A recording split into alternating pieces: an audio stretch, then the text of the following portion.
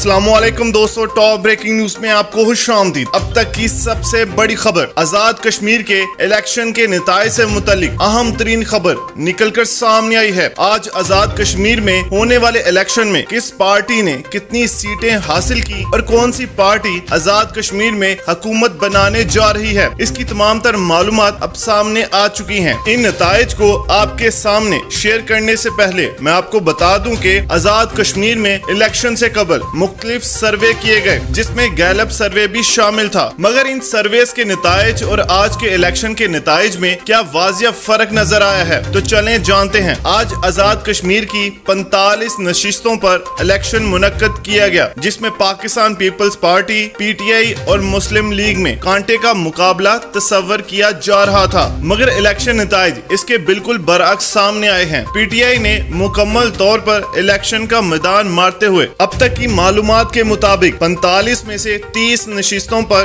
वाजिया बढ़तरी हासिल कर ली है, जबकि मुस्लिम लीग नून अभी तक 3 और पाकिस्तान पीपल्स पार्टी 5 नशिस्तों पर अभी तक वाजिया बढ़तरी हासिल कर पाई है, जबकि बाकी बची 7 नशिस्तों पर अभी तक हतमी राय देना मुमकिन नहीं।